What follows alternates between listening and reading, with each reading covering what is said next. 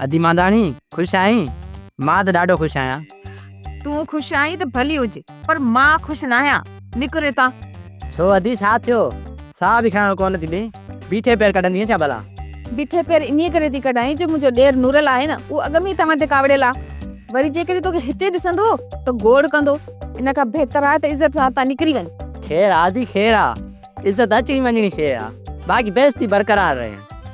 ॿियो त मां नूरल ऐं भूरल जी दिलि में कंदो ई न आहियां, छो त जॾहिं खां ते उबते सुबते जी ॻोठ में इज़त थी आहे न, तॾहिं खां तो वारो मुड़ुसु ऐं तो वारो ॾेर माण्हुनि खां पुछंदा था वतन त इज़त नाले का कुराड़ी पाड़े में रहेव थी।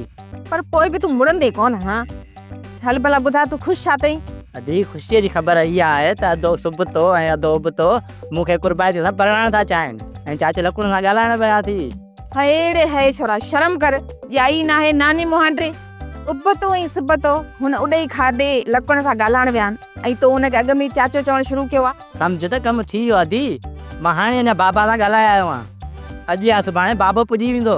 हलो ठीकु आहे, मामू उतरा थी अचे, तुंहिंजी शादी भले थिए, मां तोखे पलो ॾींदसि। फिलहाल हितां पेर ड्रा। अरे रे वरी तू असांजे घर में पियो आई? हाँ डंडो काथे आ? छो हणंदसि तूं डंडो? निधण को आहे, बेवायो आहे, मुंहिंजो मारोट आहे, मालकी वारो आहे, कोन वेंदो हितां। हाँ माई हीअं माकड़ हींअर त पाण वॾी तकरीर पे कई त पेर ड्रा है, वरी जॾहिं मां चयो आहे त तूं चैनल ई मटाए छॾियो।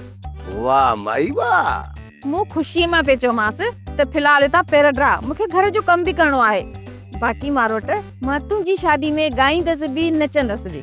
ये जेके कुछ ट्राजा करणा थई न, ये वञी पंहिंजे भाइरनि जे घर कजांइ। हिते मतां खुर हणी तूं धड़ो थारी। अरे हल तूं निकुर।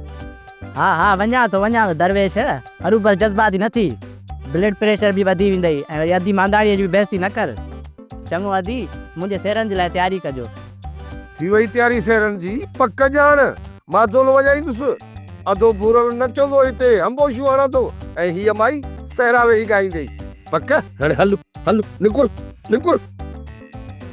सहरा था कयो, मंगलहारनि जे घर आयो आहे मुड़ुसु। ॿुधी तुआरे मुंहुं भी मामे जे पुट जा लफ़्ज़, हाणे मां दरवेश आहियां। इहा ई त ग़लती करे वियो। दरवेश ख़ुदा जा प्यारा हूंदा आहिनि, तूं त माण्हुनि खे ई न ई प्यारो, रुगो थी विड़ विड़ा। जीअं था बुछड़ा थियो तीअं थी आकड़ वधेव। असां बुछड़ा वुछड़ा कोन था थियूं, ये सभु बुछड़ायूं ऐं कारवायूं तुंहिंजे भाइरनि जूं आहिनि। तव्हां ऐं तव्हांजे भाइरनि कहिड़ी कसर छॾी अथव? इहो ई त चाहियो था त नूरल ऐं भूरल थियल ॻोठ में बुछड़ा सो कयो था पिया। बुछड़ो कयो अथव ख़ुदा, असां त रुगो ज़रियो आहियूं।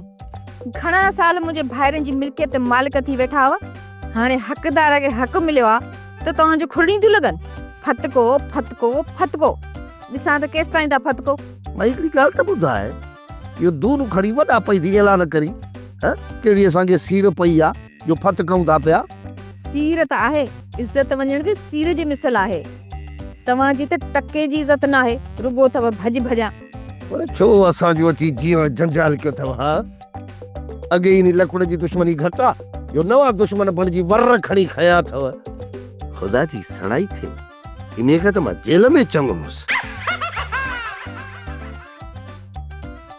सच में जेल में चङो हो? सोप सीरियल जहिड़ियूं ज़ालूं तहिड़ा मुड़ुस तमाम एपिसोड्स ॾिसो HD क्वालिटीअ में। विज़िट करियो असांजो YouTube channel Sindh TV HD drama. Subscribe कयो असांजो official YouTube channel Sindh TV HD drama ऐं वधीक अपडेट लाइ बेल आइकन खे क्लिक करियो।